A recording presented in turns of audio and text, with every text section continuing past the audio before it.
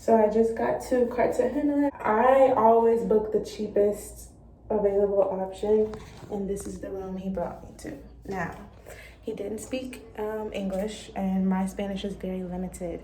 And he was asking me like about how I paid. I showed him my booking on Hostel World. Like I said, I book all of my hostels experiences through Hostel World. It just feels the most legit to me. So this is the room that he gave me. Hold on, I'm gonna show you. Now y'all have seen the other rooms that I've had. I basically just got a private. Like he basically just gave me a private. I mean, unless another person's supposed to come and I don't know. But he basically just brought me to a private. And private bath, I don't know.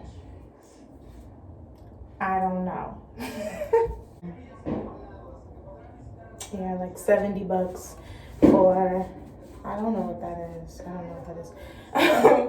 It breaks down. That happened a lot in Medellin too, and I was like, I don't see fireworks and stuff. Traumatized. We'll see if I luck up on being able to keep this room my entire stay. Even if it's just this one night, I'm so very grateful because like San Andres low-key had me stressed. Like the beaches were cool and the people I met there were so kind. Like the travelers that I met at the hostels, they were so kind. And shout out to Jamie, Alessandra, Patricia. It's Patricia. Patricia. I'm trying to learn how I can't roll my tongue as well as they can, but yeah. On the plane ride over here, like I was editing the last of Backpacking a Pandemic footage. So I'm editing right now. I'm editing North Carolina and Puerto Rico. After Puerto Rico, we flew into Atlanta and basically dispersed from there. I was thinking about good stuff that happened in San Andres.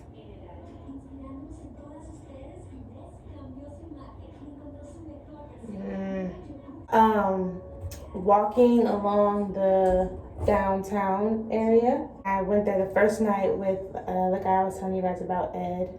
We went, along the strip.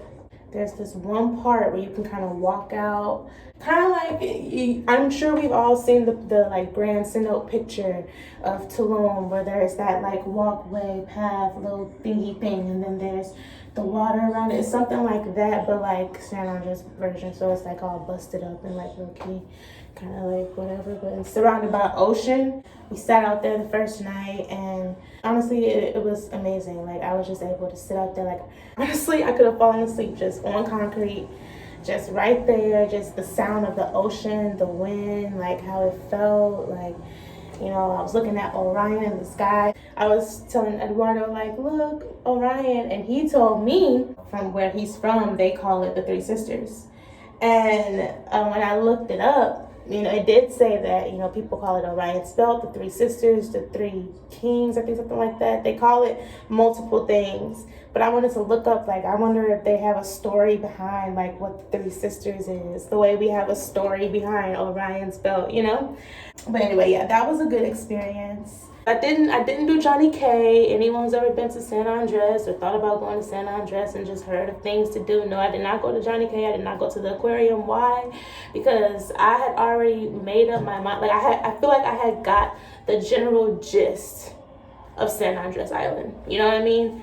I went to the church, which is like the highest point of the building, the highest point of the entire island, and you can, go to the very top and see, literally everything.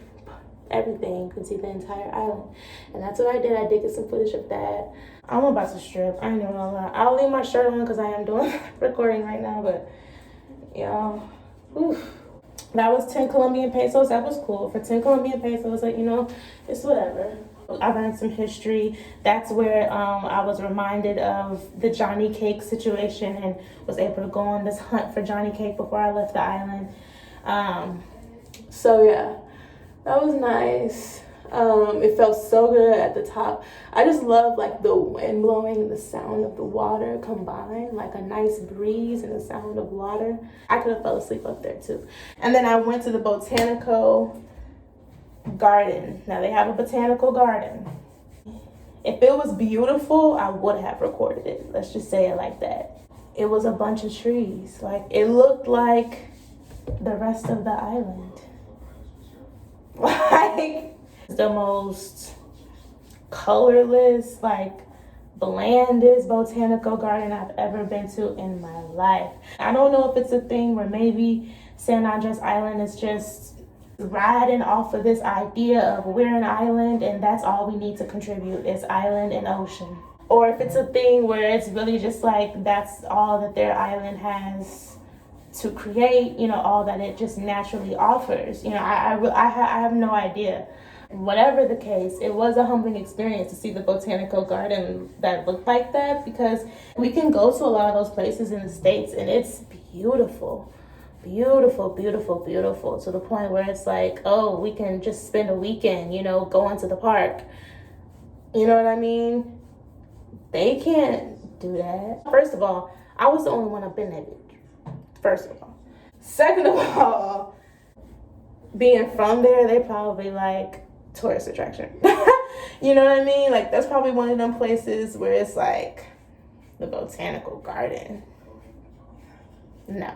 To them, I would think. If I lived there, I would never go back. I mean, it was worth the 10 pesos. They had a little turtle park that I noticed that I remembered today that I actually missed. Like, I didn't even go to it. You know, it made me recognize and kind of be more appreciative. Like, I feel like now when I get back to the States, I'll probably be a little bit more okay with spending that $20 that they asked for, you know, $20 a car to get into the national parks, because, you know,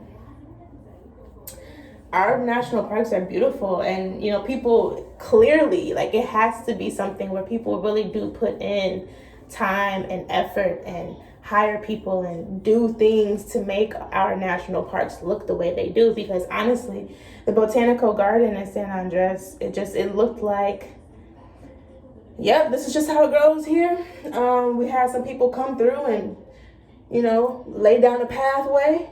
And this is just how it didn't look maintained at all. It looks like this is just natural, like how it is. And you can look at just natural how it is. Like, that's what it looked like.